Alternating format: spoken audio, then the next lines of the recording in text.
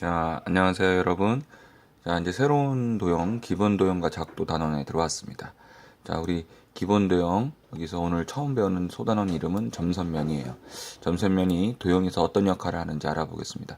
여러분, 그 에드모드에 제가 선생님 강의 이 영상 전에, EBS 매스 영상, 점선면에 관련된 영상 올려놨으니까 먼저 시청하시고 여기 선생님 블로그로 표시한 1, 2번의 탑을 달아보시는 게 어떤가 싶습니다.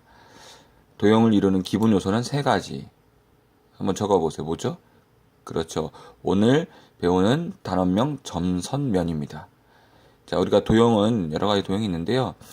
삼각형, 사각형과 같이 한 평면 위에 그릴 수 있는 도형. 뭘 뭐라죠? 평면 위에 그릴 수 있다. 그렇죠? 평면 도형이 되겠죠. 직육면체, 원계 등 초등학교 때 배웠을 것입니다. 이러한 한 평면에 있지 않은 도형을 우리가 뭐라고 하죠? 입체 도형이라고 하죠. 정리하겠습니다. 자, 그러면 이제 이 도형과 관련된 점선면의 다양한 특징들을 알아보겠는데요. 한 가지 유념하실 점은 점선면 중에 이제 처음 시작, 도형의 기본의 처음 시작은 점인데요. 점에 대한 개념은 크기나 모양이 있지 않습니다. 위치 정보만 있습니다. 그래서 우리가 좌표로 위치, 점에 대한 위치를 1학기 때 배웠죠. 위치 정보만 점을 찍는데 그래도 우리가 그 위치를 알려고 점을 찍죠. 근데 그것은 모양도 크기도 없다라는 거 명심해 주시고요. 또 하나 점은 대문자 ABC와 같이 대문자로, 그 다음에 우리 다음 배울 점 선면에서 두 번째 선은 소문자로, 알파벳 소문자로 표현한다는 거, 이거 상식적으로 알아두시면 좋을 것 같습니다. 자, 도형의 기본 요소, 이제 교점, 교선을 배워보도록 하죠. 교점과 교선은 언제 생기느냐? 자, 여기 보시는 대로요. 교점은, 자, 거기 이걸 필기를 해주셔야겠죠? 2번에 선과 선이 만날 때, 이런 거죠. 직선과 직선이 만날 때, 여기에 교점이 생기는 거죠. 또, 면과 이를 관통하는 직선이 만날 때, 면과 만나는 점에, 에서 교점이 생깁니다. 선과 선이 만날 때 교점이 생깁니다. 만난다는 거죠. 교선은 뭡니까? 면과 면이 만날 때 생기는 것입니다. 그럼 여기 교선에 대해서 한번 알아보죠. 오른쪽 중력매체에서 보시면 교점은 모서리가 직선이죠. 모서리와 모서리가 만나는 여기에 우리가 꼭지점이라고 생각하는 부분에 교점이 생기는데 모두 몇 개가 있습니까? 하나, 둘, 셋, 넷, 아랫면에도 5, 6, 7, 8이 생기죠. 그래서 교점은 8개. 면과 면이 만나는, 직육면체 면과 면이 만나는 것을 우리가 보통 모서리라고 했죠. 이런 면과 면이 만나는 여기를 교선이라고 하겠죠. 이러한 교선은 몇 개가 있습니까? 세보세요. 자, 교선은 12개가 있습니다. 교점과 교선의 관점 정리해 주시고요. 다음입니다. 자, 직선의 종류를 말씀드리려고 하는데요. 직선은 세 가지 종류가 있습니다. 우리가 보통 직선은 평면 위에 두 점을 잇기만 하면 직선이 생긴다고 알고 있죠. 그래서 서로 다른 두 점 A, B를 지나는 직선을 직선 AB라고 읽고요. 직선 AB라고 읽고요. 이것도 필기하시겠죠. 기호로 자, AB 두 점의 이름 위에다가 양 끝으로 뻗어나가는 화살표를 그리는 직선을 그리게 됩니다.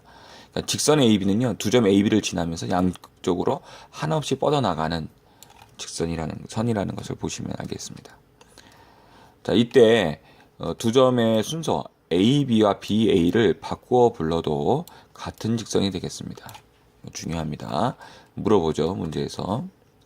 자, 이번에는 두 점 AB를 지나는데 반직선이라는 개념인데요. A에서 시작하죠. 점 A에서 시작해서 점 B의 방향으로 한없이 계속되는 직선을 반직선이라고 합니다. 그래서 모양은 화살표 방향이 중요합니다. 화살표 방향을 기대했을 때 시작점을 먼저 써주게 되고요. 한없이 뻗어나가는 점을 두 번째 써주게 됩니다. 모양은 A에서 시작해서 B로 뻗어나가는 거죠. 아까 직선은 양쪽으로 뻗어나가는 거였고요. 반직선은 한쪽 방향으로 뻗어나가는 직선이라는 것을 명심해 주시기 바래요. 이때 주의할 점은 아까 직선과 다르게 반직선 AB와 반직선 BA는 서로 다른 반대 방향을 나타내고요. 다른다는 거. 방향이 반대이고 서로 다르다는 거 명심하시기 바랍니다. 왜냐하면 시작점이 처음에 반직선 AB는 A고 점 A가 시작점이고요. 반직선 BA는 점 B가 시작점이라는 거 명심해 주시기 바랍니다.